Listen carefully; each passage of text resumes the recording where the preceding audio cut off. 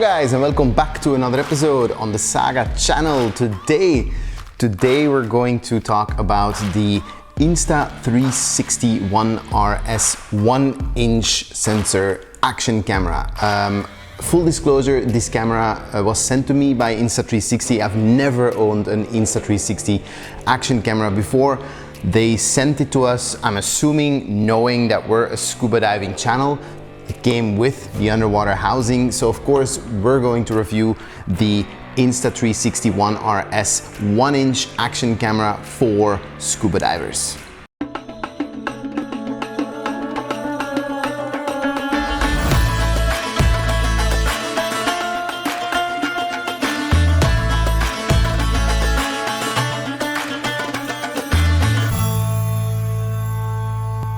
If the background looks slightly different to you, then you would be correct. That's because once again, I'm in a new location. This is my new house. This one's the keeper. So it's not really done yet, so I don't really want to show it off. I'm just kind of using it to test the audio quality and the selfie stick, which I never use. But if you want to see the house in all its glory, then you should subscribe to the channel. And while you're at it, just like the video, leave a comment. That helps the channel in a huge way.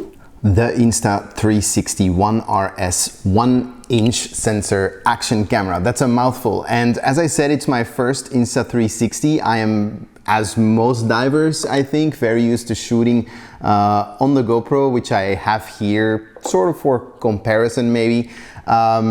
And so for me, there was never really a need or a thought to change brands. And again, this is not necessarily me changing over.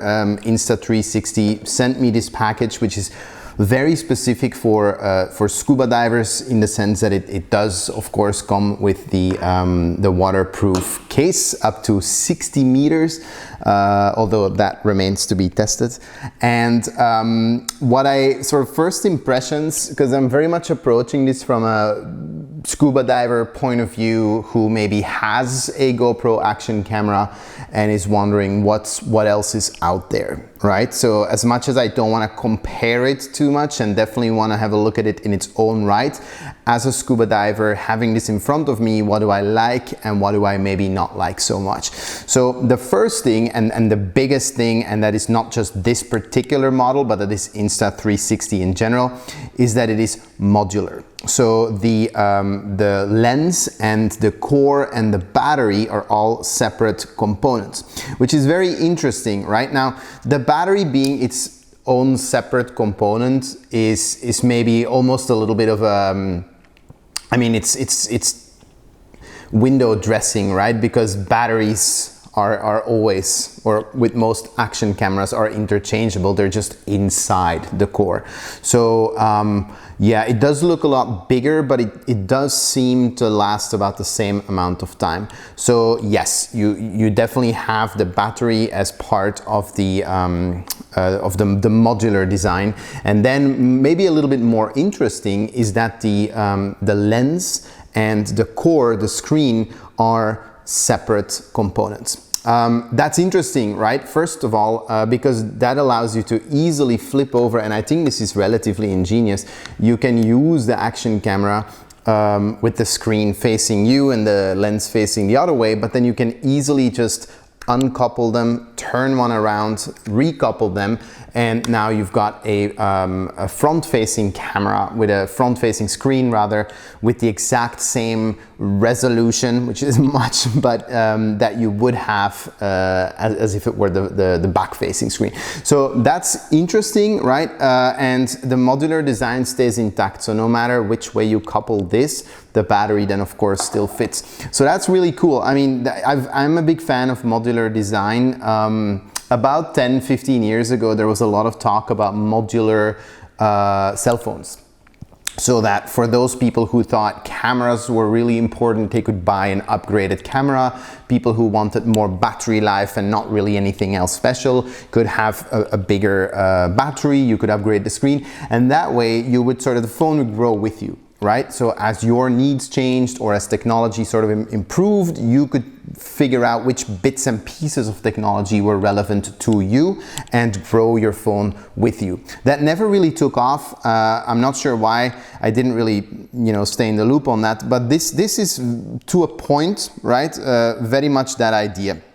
Now, the thing with that is though that as far as I understand, not every lens is backwards compatible with every core. And of course you're gonna run into that, right? As you try to fit bigger sensors in there, you're gonna need more core processing power. So since it's only really 3 pieces in a modular design, the question is of course how much one piece will be able to catch up with another piece evolving. So that being said though, it is interesting. I'm definitely gonna play around with this concept because I do like this idea very much. Then the second biggest difference is that in this specific case, right, having the 1-inch Leica lens and the 1-inch sensor is that you're dealing with a much bigger sensor than the GoPro.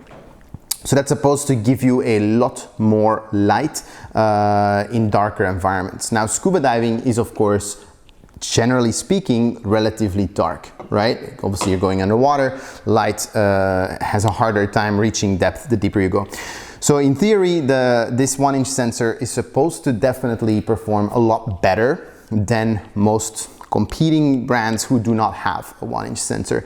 But it also brings me to one of the biggest Achilles heels for me personally of this particular camera. And that is that I really love to shoot everything in nice slow motion, right? So I usually go as low as 120, 180 frames per second on the GoPro, slow it right down and get those nice butter smooth shots.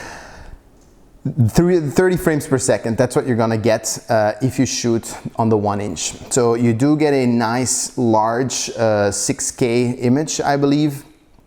But you're definitely sort of paying for that with frame rates, right? And I don't know how often I really need a 6K image at the expense of having just your standard 30 frames a second frame rate.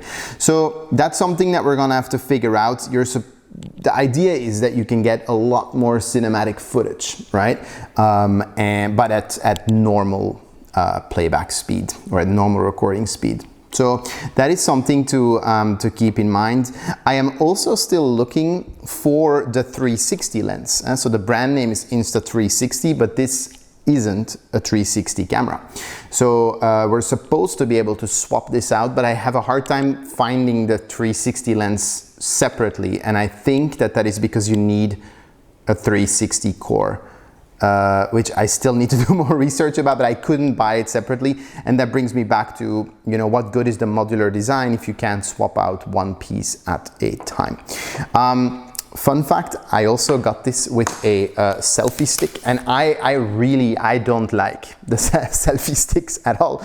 But you know what I'm gonna do? I'm gonna use this selfie stick underwater. I'm gonna see what that does. I'm pretty sure it's probably not meant to be taken underwater. Salt's gonna get in here and whatnot. But if I rinse it well, I think we could get some pretty cool footage. You guys are a bit sadistic, you know that? Because I gave everybody the option to vote on our Instagram channel where you'd like this dive to take place, and of all the options, an overwhelming majority voted for rec. So deep, very little color, not much light, overhead environment, high contrast because of flashlights versus dark backgrounds, and a lot of silt. So it's probably the worst possible place to test a new camera, but that keeps it also extremely challenging and should give us a good idea of what this thing is capable of.